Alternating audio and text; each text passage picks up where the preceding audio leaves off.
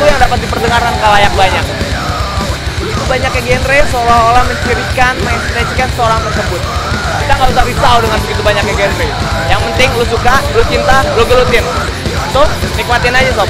Gua Ari, lebih NAB, karena gue bakal ngajak lu semua ke event-eventnya musik yang rada keras.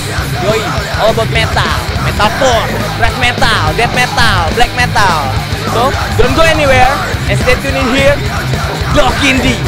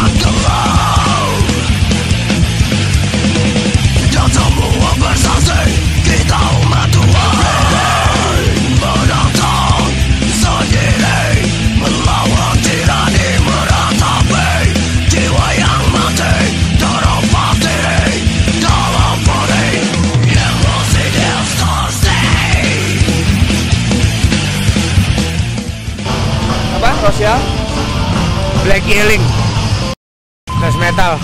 personal sosial Black Healing ada 5. Bedanya mungkin lebih ke thrash metal, itu termasuk genre-genre yang old school ya, angkatan 80-an, dimana ada Metallica, Megadeth, angkatan-angkatan pertamanya, termasuk metal yang paling ekstrim lah tahun itu. Jadi termasuk genre pelopor untuk extreme metal. Kalau buat masyarakat Indonesia, kalau gue bilang metal termasuk yang rada-rada terpinggirkan ya sebenarnya ya. Nah justru karena rada-rada terpinggirkan gitu, jadi kita lebih setia kepada metal ini di Indonesia. Lebih devoted gitu. Terus sebenarnya sih kalau gue bilang metal itu bukan termasuk menjual ya. Kan yang dengerin metal juga komunitas-komunitas tertentu. Terus gue juga main metal tuh sebenarnya gue udah tahu metal di Indonesia tuh nggak bakal, kalau gue bilang sih nggak bakal bisa hidup. Nah cuman kita mainin dari hati aja jadinya. Jadi gue fun aja dari metal. Kalau kita sih kayak kalau thrash metal itu kan termasuk metal yang paling awal gitu ya kalau thrash metal. Jadi gue lebih ke Slayer, Megadeth, Metallica, Eli. Gue nih, gue gitar. Gue Bucai vokal. Gue Nizar, bass. Gue Ragil, drummer. Oh, kalau kita sih biasa tentu yang riff-riffnya itu yang bikin pasti gitaris. Nanti baru kita bareng-bareng bikin di studio. Iya. Kita punya flavor masing-masing sih dari Romeo punya masing-masing. Kita sih nggak kata tema sosial. Ya jarang.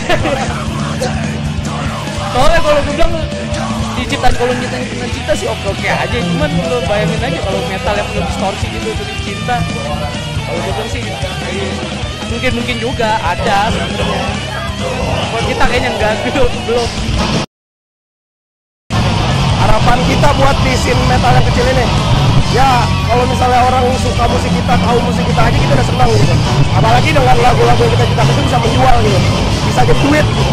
Nah itu yang harapan yang mungkin kedepannya bakal seperti itu gitu. Tapi untuk saat ini sih ya mungkin yang penting orang suka dulu, terus kita jual kaos laku, jual CD laku. Musik jual album ada, cuman ya nggak usah dari metalnya sendiri, dari mainstreamnya sendiri jual CD aja udah susah gitu. Nah mungkin harapannya besar tuh dari merchandise. Kadang-kadang kita kalau misalnya ngeliat pamflet masih di korban, kita nego, kadang-kadang kita diundang juga, sebelumnya diundang. Alhamdulillah. Alhamdulillah dapat Avanza. Oke, thank you ya. Gimana guys? Tadi udah lihat kan perform band-band Cadas, dan kita juga udah ngobrol sama band-band Cadas. Jadi lu tetap saksiin terus dan jangan kemana-mana.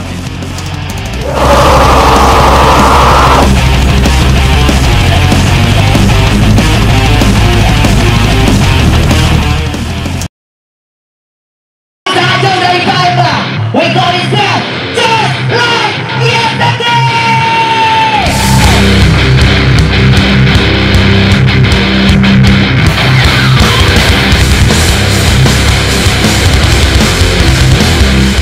dari Just Like Yesterday dari Palembang. Gue Ricky sebagai gitar, gue Farid sebagai drum, Adam synthesizer, Nino sebagai gitar, Fani sebagai bass, saya Dimas sebagai vokal. Aliran kita metalcore. Influence kita kayak Esalai Dayung, August Respect. Emang kita di sini kebetulan diundang sama Adrenaline Management dalam rangka launching album Racing Broken Wall. Kalian juga buat bantu-bantu promo EP album kita bulan Januari kemarin. Untuk scene metalcore di Palembang, khususnya underground, mulai berkembang pesat ya. Dari tahun ke tahun makin banyak band, makin banyak gigs yang selalu rutin ada tiap bulan. Emang segala sesuatunya tuh nggak bisa instan ya mas. Segala sesuatunya memang harus kita bangun. Dan juga untuk secara pribadi saya yakin scene metal di Indonesia ini bisa berkembang pesat menyaingi scene skena mayor yang lain kayak pop atau boy band. Kalau untuk lagu semuanya diciptain bareng-bareng mas. Jadi untuk semua lirik lagu ditulis yang ciptain Just Like Yesterday nggak ada satu orang, karena semua lagu tiap orang ambil partisipasi di dalam lagu itu. Just Like Yesterday ya pengennya sih nggak pengen nama yang ribet-ribet banget ya, simple aja. Ya, jadi pemikiran kami ya emang sederhana ya, pengennya Just Like Yesterday. Ya kebetulan juga kami emang pernah punya band, jadi pengen senang-senang, pengen berkarya seperti kemarin. Seperti itu aja. Jadi gini mas, kalau untuk ke depan sih pasti ada ya. Yang pasti pertama kita tampilin karya kita dulu dong. Pasti dari karya kita dulu, terus ya syukur alhamdulillah kalau ada yang suka, senang, terus dan berkembang jadi komersil ya. Ya kita juga nggak harus nolak gimana, anti ini anti itu enggak juga. Yang penting kita feel berkarya, karya kita didengar, syukur alhamdulillah. Syukur pun kalau itu pun booming. Kalau enggak ya kita paling enggak udah ciptain karya kita yang bikin kita lega gitu. Kalau untuk sementara ini sih yang penting berkarya dulu, berkarya yang bagus, yang benar. Berkarya terus juga promo kecil-kecilan. Ya, inilah. Mungkin yang paling utama dari segi promosi ya, kalau promosi harus kita bicarakan gitu, maksudnya kita berkarya dari diri kita dulu loh yang bagus.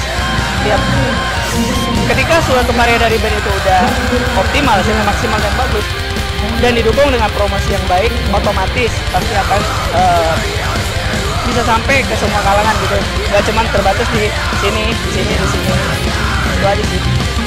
Pasti perlu ya. Jadi setiap band metalcore atau alternatif berkarya, bila pun ada penghargaan semua itu udah masuk nominasi pun itu udah bagus, berarti termasuk salah satu penghargaan.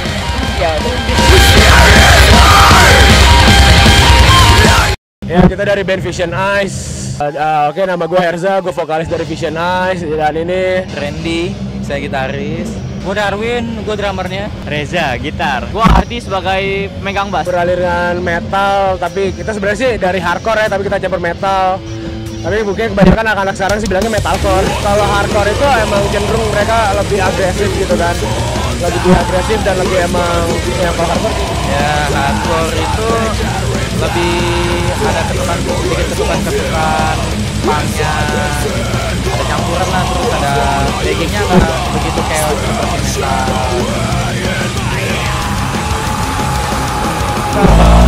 Menurut gue sih di Indonesia itu emang cukup banyak ya komunitas metalcore, dan di mana aja pun yang kita udah pernah coba ya, kita keliling Indonesia itu kita nemuin namanya komunitas metalcore kan emang banyak banget di luar sana, entah di daerah Sumatera, Jawa, Kalimantan juga banyak ya, sebelum kita juga udah ada.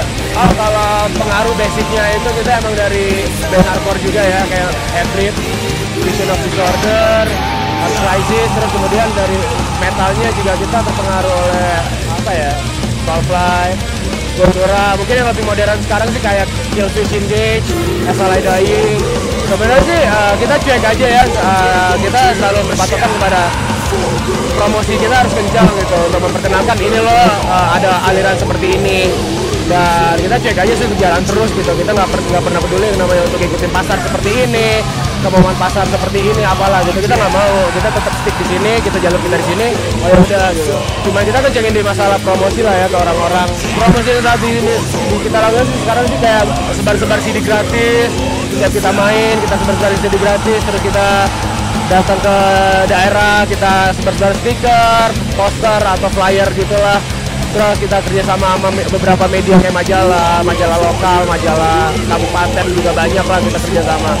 Awalnya sih kita bergeraknya kita ingin memperkenalkan ini metalcore, tapi ternyata kita ngebawa band kita juga gitu. Awalnya sih kita sih loh ada metalcore di sini gitu. Untuk tahap sekarang sih kita ingin memperkenalkan, bikin besar nama band kita dulu. Dan kita orang biar tengah gitu, oh ada juga yang musik kayak gini gitu. Untuk harapan sekarang sih saat ini sih seperti itu. Kan CD gratis itu kan itu bagian dari promosi, kita cuma ngasih 1 lagu, 2 lagu. Dan ketika mereka emang benar-benar suka dari single itu, ketika kita ngeluarin album, mereka pasti akan beli gitu. Kalau yang bisa jawab dari stylist sih gitaris gue yang ini nih. Kalau Visionaries ini kan metalcore ya, metal ada hardcore-nya juga. Jadi kita nggak terlalu garang gitu, soalnya kan ini ngambil ada sisi hardcore-nya juga. Jadi fashion kita, style kita ada lebih banyak ke hardcore ketimbang metal. Kalau metal kan kayak metal, rock, kalau kita yang enggak biasa aja. Kalau untuk kehidupan normal kita sih nggak sama sekali nggak ke bawah gitu. Kita juga punya kerjaan juga gitu. Untuk saat ini sih iya gitu, karena kan kita dari Senin sampai Jumat itu kan kita kerja, kita untuk kehidupan pribadi kita sendiri. Nah ketika datang hari Sabtu atau Minggu itu saatnya kita harus bertempur di panggung gitu. Biasanya sih seminggu sekali, tapi kadang-kadang juga nggak pernah sih sebulan, karena kita udah saling memahami semua karakter orang lah ya, yang di Visionaries. Kayak misalnya si Ardi bassnya seperti ini, si Reza gitarnya kayak gini, Randy kayak gini, kita udah saling paham deh satu sama lain.